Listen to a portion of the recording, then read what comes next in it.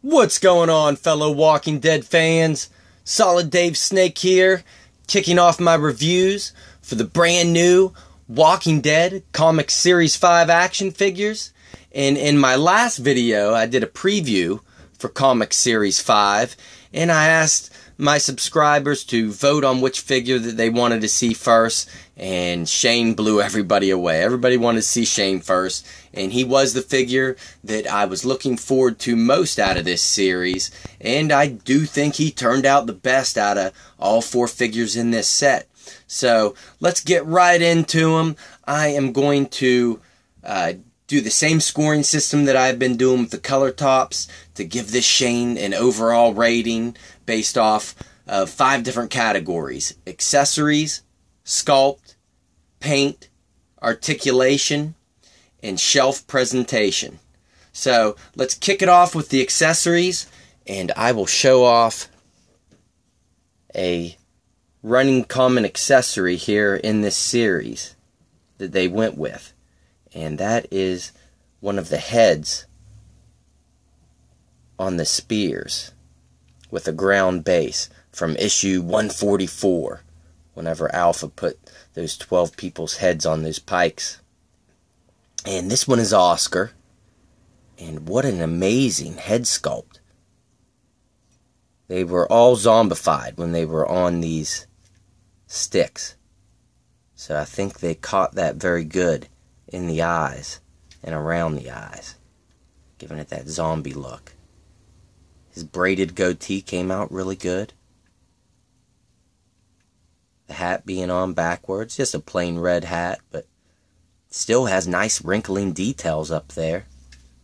And where his head was severed at the neck, you can see they didn't skimp out with the gore detail.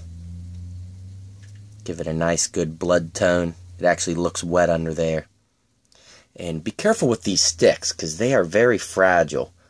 I could really picture a lot of people's sticks breaking on them from this series. And the base is unique from all the other bases that came with the other figures in this series.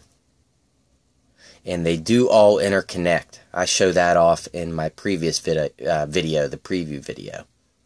So if you want to see how they all connect, go ahead and check that out. So I love this running theme in this series with these heads on the sticks from issue 144. And since there were 12 people, I'd really like to see it continue. So maybe in Comic Series 6 we'll get some more. And then we have a shotgun, which Shane, that's pretty much what he used, that and a pistol in the comic books. And this is the same exact shotgun that came with Series 1 Rick Grimes. However, it is painted a little differently. It does not have the silver in here where the spent casings eject. But besides that, it is pretty much exactly the same.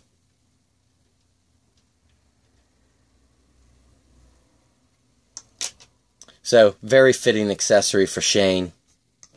And he also comes with a pistol. It fits really good in this holster here on his side. Sometimes these Walking Dead action figures will get the holsters right, and sometimes they won't. This one actually, the strap will actually plug in very good in this holster. So the gun fits in there nice, but the handgun itself looks almost melted. I don't know what is going on here with my handgun. I don't know if they're all going to be like this or if I just got a defected one. But especially around the grip and the back end of the gun, just looks really warped. So I wish they would have went with another pistol accessory if they all ended up looking like this, because that looks pretty bad. But it does fit in very nicely in that holster. So if it's in there, it doesn't really matter. Which I'll pretty much be displaying my Shane with the shotgun, so that's not too big of a deal to me. And the final accessory is this awesome alternate zombie Shane head sculpt. I love it. Turned out great. This is later on whenever the gang was at the prison, and Rick finally learned that no matter which way you die, as long as there's no brain trauma, you come back as a zombie. So he travels back to where he buried Shane and digs him up and puts him down again. So I really like that they added this accessory, and it's very easy to change. His head pops off nice and easy. And this one does not actually fit on as snug. Well, there we go. You gotta push it really far in. It's a little tighter. And that looks awesome.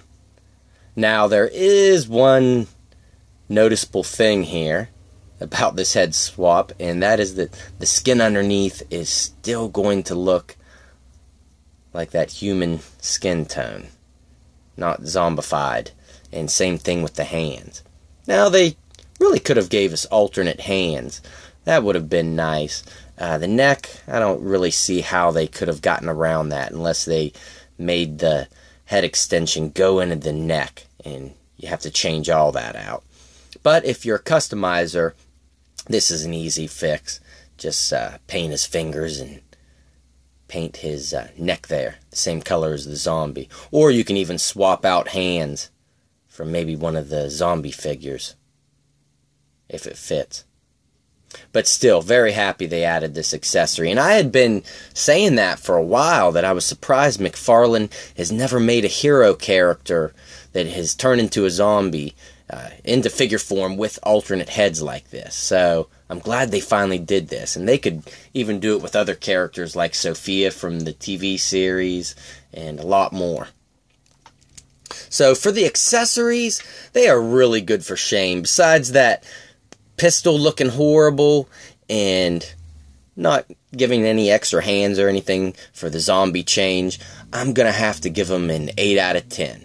Yeah, the heads on the spikes really add to the accessories in this series. That was just a great addition and kind of reminds me of some series Build-A-Figures, like how they have different parts to build a figure at the end. This is kind of like build a diorama, so I love that. Now let's take a look at Shane from head to toe. And I absolutely love this head sculpt. Shane was only in 6 issues of the comic book, and those were the first 6 issues that had a different artist, Tony Moore. Of course, our current artist from issue 7 onwards is Charlie Aldred, but he only drew Shane once in a flashback later on in the comics. So this is based off of Tony Moore's look. I'm glad they went with that. And I really like how they did his beard. His beard came out great. Painted on there nice and clean. And it kind of fades at the upper part that leads into his cheek and up above his chin. Get him in even closer, see if you can make that out good. If you notice where the line work is, right above his chin, to make it look like it's kind of blending in. That turned out great. The hat turned out perfect, with police written out on the top, which he did wear that the entire time. And here's where it gets a little sloppy. Right here where the hair meets into the hat, it is really noticeably still a skin color right there where the seam is. So that is definitely an eyesore if he's turned around and you're close enough.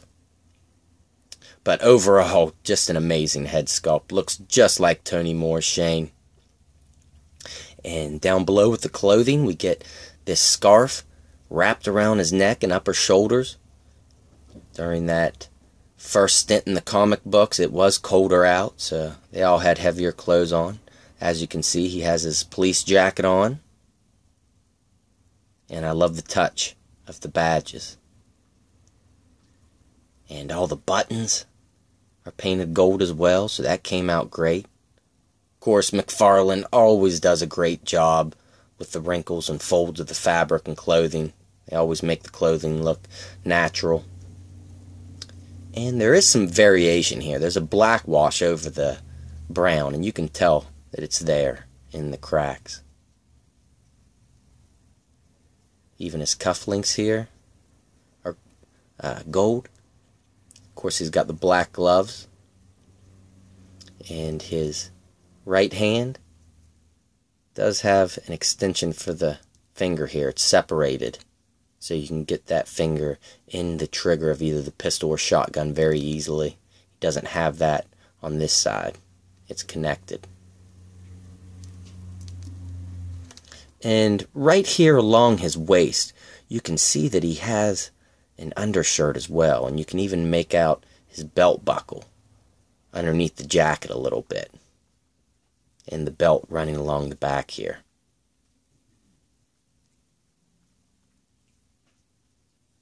And his pants turned out really nice as well. Yellow lines going down. Once again, great job with the wrinkling and down at the cuffs of the pants where it meets the boots. And the boots are standard black. And I wish they'd add some white paint for the laces. Something different down here. The feet look very basic with the paint. But he does have nice detail on the bottoms with the treads. Great attention to detail. And let me bring up Series 1 Rick here to compare.